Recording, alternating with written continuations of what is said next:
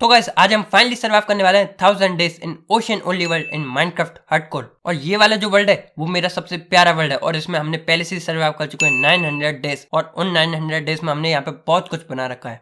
लेकिन भाई आधे से ज्यादा दिन तो तूने टाइम पास ही किया है। अरे बोलना। अरे उसको टाइम पास नहीं बोलते, उसको बोलते हैं इस वर्ल्ड को एक्सप्लोर करना।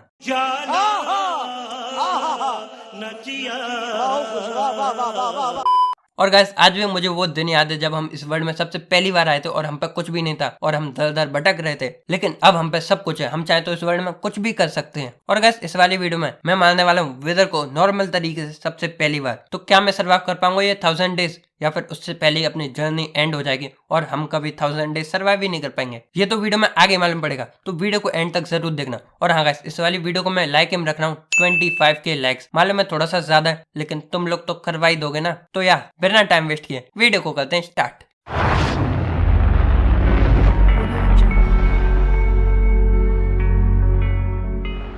तो डे 901 को मैं वापस आ गया था अपने वर्ल्ड में और अपने वर्ल्ड में आने के बाद मैं बहुत ज्यादा खुश था क्योंकि अब बस 100 डेज ही सर्वाइव करने थे मुझे पूरे 1000 डेज कंप्लीट करने के लिए। फिर अपने वर्ल्ड में आने के बाद मैं अपने वर्ल्ड को थोड़ा सा एक्सप्लोर करने लग गया।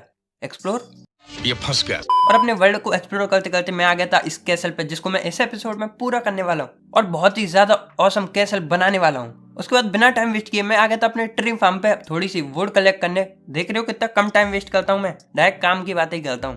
अरे तो क्या करूँ नहाऊं?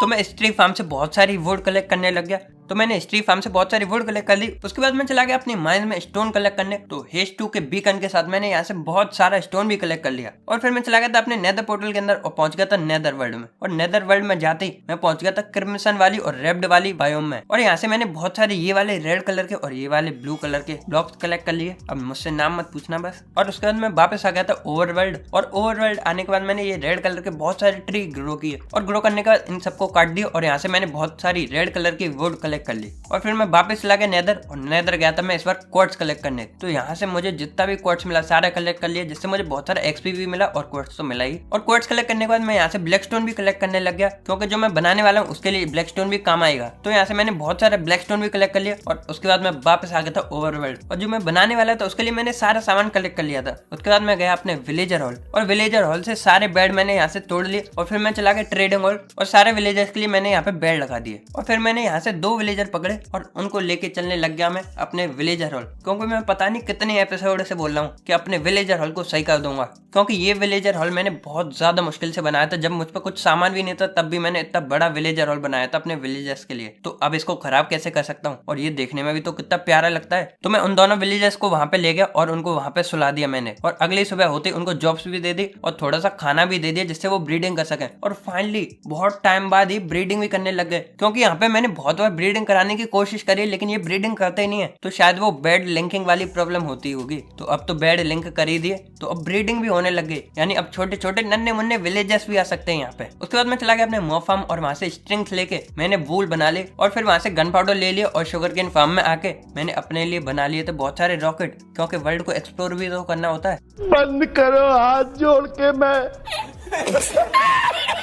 उसके बाद मैं चला गया था अपने स्पाइडर एक्सपी फार्म पे वहां से भी स्ट्रिंग्स कलेक्ट करने, क्योंकि मॉ फार्म से मुझे ज्यादा स्ट्रिंग्स तो मिली नहीं थी। तो मैं यहाँ बहुत टाइम तक AFK खड़ा रहा और स्पाइडर्स आती थी, मैं उनको मारता रहा और उनसे मैंने काफी सारी स्ट्रिंग्स कलेक्ट कर ली। और अपने विलेजर हॉल पे वापस लौट के मैंने बहुत सारे बेड बना लिए और यहाँ पे काफी सारे बेड लगा दिए जिससे और ज्यादा ब्रीडिंग कर सके और नन्हे मुन्ने विलेजर्स आ सके। और फिर मैं आ गया था इस जगह जहाँ पे मुझे ज़ॉम्बी वाले ट्रेडिंग हॉल बनाना था, तो वो बनाना मैंने स्टार्ट कर दिया। I've been counting down the days to get out. I've been looking for a way from this town. And you're too far away to help me now. So I'm counting down the days to get out.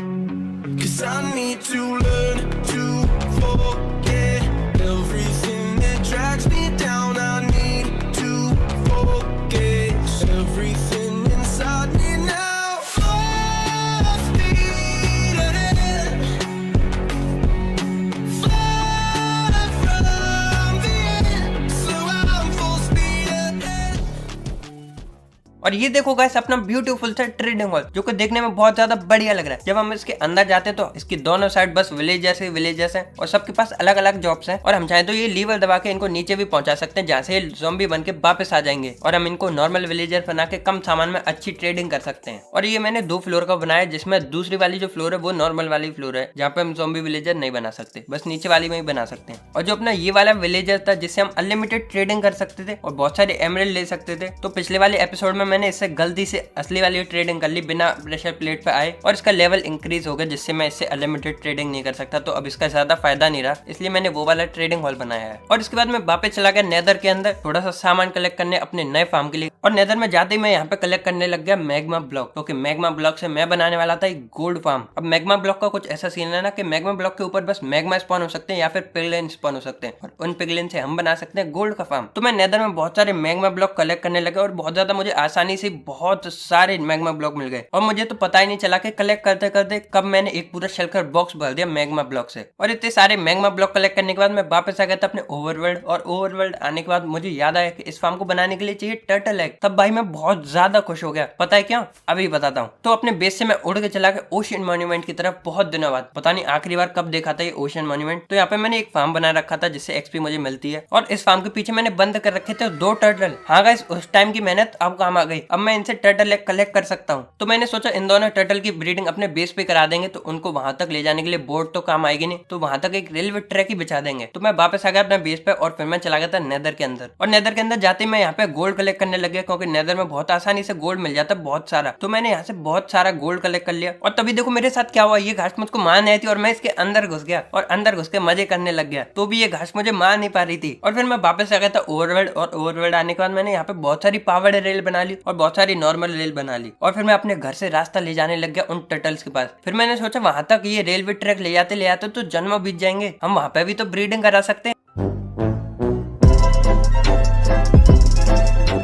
तो मैं वापस turtle के पास गया, यहाँ पे एक छोटा सा प्लेटफॉर्म बनाया, उसके ऊपर सैंड लगाई और यहाँ पे इनको बुला लिया क्योंकि टर्टल बस सैंड के ऊपर ही ब्रीडिंग करते हैं। और फिर सैंड के ऊपर बुलाने के बाद मैंने इन दोनों की ब्रीडिंग करा दी जहाँ से मुझे थोड़े से एग्स मिल गए। फिर मैंने इनकी फिर से ब्रीडिंग करा दी जहाँ से और एग मिल गए और ऐसे करते करते मुझे टोटल 9 एग्स मिल गए थे। और सारे एग कलेक्ट करने के बाद मैं चला गया नेदर के अंदर गोल्ड फार्म बनाने, क्योंकि जो बड़ा पोर्टल वाला फार्म होता है वो ज्यादा देखने में अच्छा नहीं लगता। और वैसे भी नेदर के अंदर बेडरॉक प्लेयर ज्यादातर बनाते नहीं है गोल्ड फार्म, लेकिन मैं बनाऊंगा नेदर के अंदर ही। तो मैं एक बड़ा सा लावा लेक ढूंढने लग गया क्योंकि उसी के ऊपर बना सकते हैं ये वाला फार्म। और फिर अपने घर के जस्ट बगल में मुझे एक बहुत बड़ा सा लावा लेक भी मिल गया, तो उस लेक के मिलते ही मैंने ये फार्म बनाना स्टार्ट कर दिया।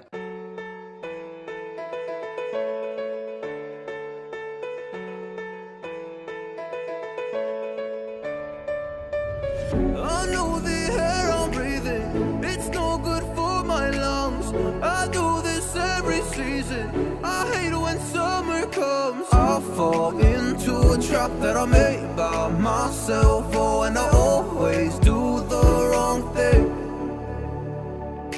I'm unstable and I'm unsteady, I've lost a million times already, and I'm so sorry but I'm not able to slow me down. I feel unable and so unworthy, my heart feels heavy, I've lost already, and I'm so sorry but I'm not able to slow down.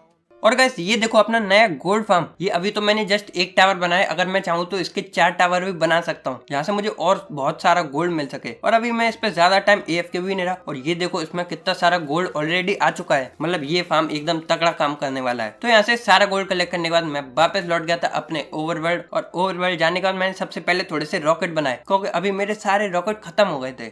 मैं गल्ला इधर लिख लूं कहीं UPSC के exam में ना आ जाए। साले मजाक बना के रखते हो। उसके बाद मैंने अपने लिए क्राफ्ट कर ली गोल्डन कैरेट्स, क्योंकि अब तो अपने पास अनलिमिटेड गोल्ड फार्म भी है और अनलिमिटेड कैरेट फार्म भी है, तो अब तक खूब गोल्डन कैरेट्स खाएंगे। उसके बाद मैं चला गया था अपने ट्रेडिंग हॉल जहाँ पे मैंने 4 विलेजर्स को ज़ॉम्बी विलेजर बना दिया था और अब मैंने उनको क्योर भी कर दिया था जिससे उनकी जो रेट्स हैं वो डाउन हो जाएंगी। और उसके बाद मैं वापस लौट गया अपनी माइंड में यहाँ से बहुत सारा एंडरसाइट और बहुत सारा स्टोन कलेक्ट करने, क्योंकि अब हम अपने कासल पे काम वापस से शुरू करने वाले थे। और मेरे साथ सबसे अच्छी बात ये हुई कि यहाँ पे काफी सारा एंडरसाइट पहले से ही था जो कि मैंने कलेक्ट कर लिया इजीली, और जो स्टोन था वो भी कलेक्ट कर लिया बहुत ज्यादा आसानी से। और अपना H2 का बीकन तो यहाँ पे पहले से ही था, तो ज्यादा टाइम नहीं लगा मुझे ये सारा सामान कलेक्ट करने के लिए। और सारे स्टोन और एंडरसाइट कलेक्ट करने के बाद मैं चला गया था अपने ट्री फार्म, वहां से बहुत सारी वुड कलेक्ट करने, क्योंकि वुड भी बहुत ज्यादा काम आने वाली थी। तो यहाँ से मैंने बहुत सारी वुड कलेक्ट कर ली सारे ट्रीज को तोड़ के, और उसके बाद मैं चला गया था अपने कासल के पास, जो मुझे अभी कंप्लीट करना था। इस कासल में 4 पिलर तो पहले से बना रखे थे, बस इसकी अभी वॉल बनानी थी और छत बनानी थी। तो मैंने इस कासल को कंप्लीट करना स्टार्ट कर दिया।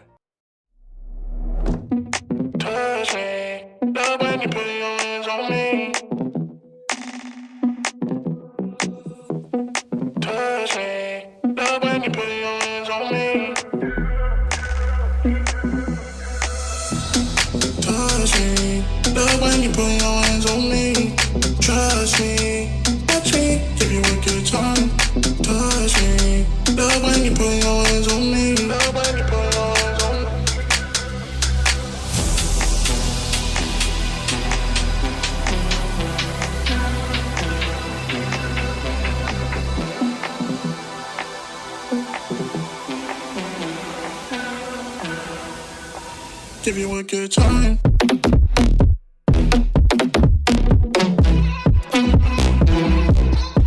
Give you a good.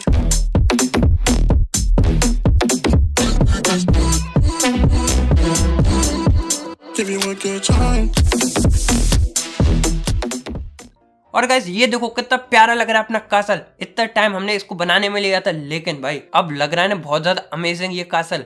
इसको देख के ऐसा लगता है कि जितना भी टाइम हमने इसको बनाने में लिया था वो वेस्ट नहीं गया। और उसके बाद मैं चला गया था नेदर के अंदर बहुत सारे घासटियर कलेक्ट करने, जिससे मैं एंडर ड्रैगन को स्पॉन करा सकता हूँ। तो यहाँ मैंने बहुत सारे घास मारे, और यहाँ से घासटियर कलेक्ट करने के बाद मैं चला गया था अपने नेदर फोर्ट्रेस, जहाँ से मुझे कलेक्ट करने थे विदर स्केलेटन स्कल।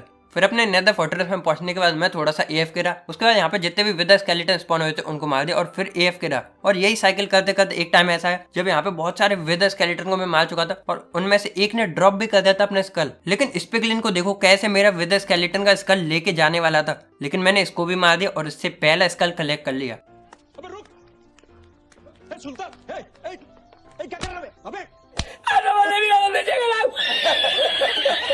और ऐसे करते करते मैंने काफी सारे विदर स्केलेटन मारे, और उनसे फाइनली मुझे सेकंड स्कल भी मिल गया था। और जो तीसरा स्कल था वो तो हमारे पास पहले से ही रखा हुआ था अपनी एंडर चेस्ट में। तो ये दोनों स्कल कलेक्ट करने के बाद मैं लौट के अपने ओवरवर्ल्ड और वहां से तीसरा स्केलेटन स्कल भी ले लिया, और फिर मैंने 4 एंड क्रिस्टल भी क्राफ्ट कर लिए, और फिर मैं निकल गया था अपने स्ट्रॉन्ग वर्ल्ड की तरफ। और स्ट्रॉन्ग वर्ल्ड में जाते पोर्टल के अंदर जंप लगाते मैं पहुंच गया था एंड वर्ल्ड। एंड वर्ल्ड में जाते मैंने सारे क्रिस्टल्स रख दिए जहाँ स्पॉन होने लग गया था एंडर ड्रैगन। और अब एंडर ड्रैगन भी स्पॉन हो चुका था, तो मैंने एक एक करके उसके सारे क्रिस्टल तोड़ दिए, जिससे वो हेल्थ रीगेन नहीं कर पाए। और सारे क्रिस्टल तोड़ने के बाद अब एंडर ड्रैगन को भी मारने लग गया। तो जब एंडर ड्रैगन पहली बार आया तो मैंने उसकी हेल्थ बहुत कम कर दी, और जब वो दोबारा से आया तो मैंने उसकी 20% पे ही हेल्थ छोड़ी थी, और जब वो आखिरी बार आया तो मैंने उसको बहुत बुरी तरीके से मारा और उसको खत्म कर दिया। लेकिन पता नहीं मुझे ज्यादा कुछ खास XP मिला ही नहीं इससे।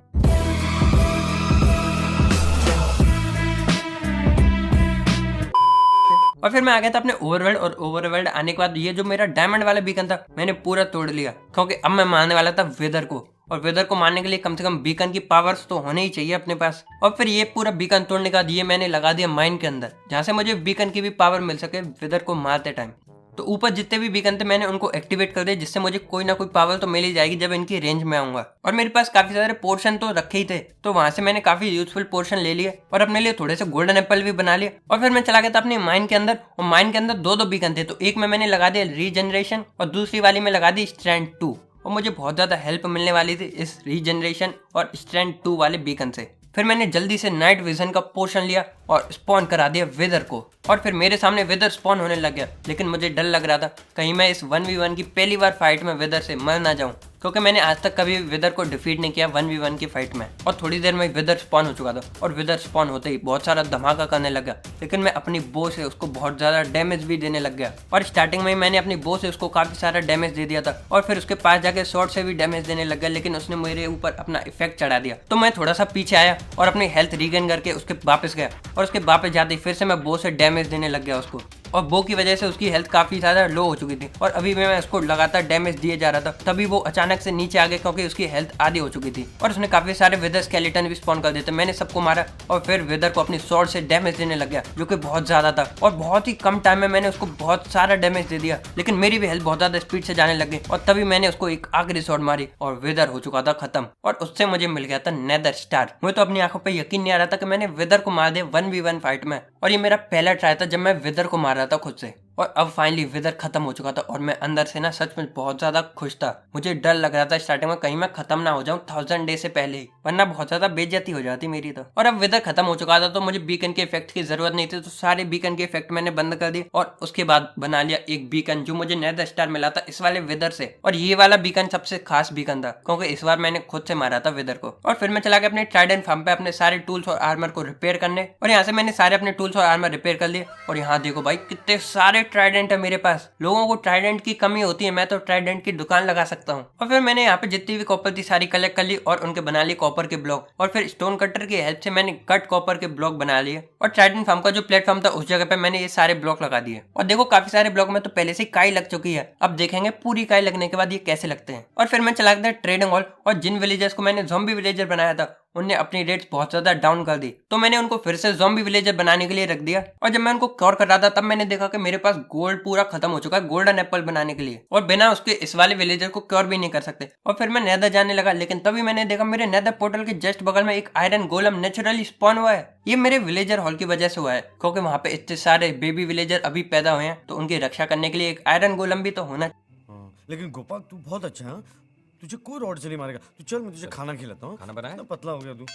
उसके बाद मैं चला गया नेदर के अंदर और नेदर के अंदर जाते ही मैं पहुंच गया अपने गोल्ड फार्म पे और वहां पे मैं AFK रहा बहुत सारे दिनों तक और मेरे सामने बहुत सारे पिगलिन्स आए और मरे, जिससे मुझे बहुत सारा गोल्ड प्राप्त होगा। और जब मैंने चेस्ट चेक करी तो उसमें काफी सारा गोल्ड रखा हुआ था, तो मैंने उन सबके इंगट बना लिए और उसको लेने के बाद मैं चला गया अपने ओवरवर्ल्ड। और ओवरवर्ल्ड जाने के बाद मैंने एक जल्दी से गोल्डन एप्पल बनाया और उस वाले विलेजर को क्योर होने के लिए लगा दिया। और फिर मैंने सोचा हम पे इतने सारे ट्राइडेंट है तो अपने मॉब फार्म पे भी ट्राइडेंट किलर ही बना देते हैं, तो यहाँ पे मैं एक ट्राइडेंट किलर बनाने लग गया। और फिर मैं चला गया AFK रहने और मैं यहाँ पे 1-2 दिन AFK भी रहा, लेकिन जब मैंने चेस्ट चेक करी तो उनमें कोई भी बदलाव नहीं था, यानी एक सिंगल मॉब तक स्पॉन नहीं हुआ था जब मैं AFK था। शायद ये फार्म काम करना बंद कर चुका है या फिर इसमें कुछ चेंजेस करने पड़ेंगे। तो यहाँ पे पहले से जितना भी गन पाउडर और स्ट्रिंग्स था सारा मैंने कलेक्ट कर लिया और स्ट्रिंग्स को वूल में कन्वर्ट कर दिया और मेरे पास थोड़ा सा सैंड रखा हुआ था जिससे मैंने TNT भी बना लिया। और उसके बाद मैं नेदर में पहुंच के स्ट्रिप माइन करने लग गया और स्ट्रिप माइन करते करते ही मुझे 2 एशियन डेब्रिस मिल गई थी। और फिर बहुत दूर जाने के बाद मैं TNT लगाते लगाते वापस आने लग गया और फिर मैंने पहले TNT में आग लगा दी और एक एक करके सारी TNT फूटने लग गए। और यहाँ पे जितना भी लावा हो रखा था मैंने सबको पहले तो बंद कराया और उसके बाद जितने भी यहाँ पे एशियन डेब्रिस थे सबको तोड़ने लग गया। और यहाँ पे पहली बार मुझे TNT से इतने सारे एशियन डेब्रिस मिले हैं, वरना TNT मेरे लिए ज्यादा काम ही नहीं आता। और फिर जो मैं वूल लाया था उससे मैंने बहुत सारे बेड भी क्राफ्ट कर लिए और एक एक करके बेड भी फोड़ने लग गया मैं यहाँ पे।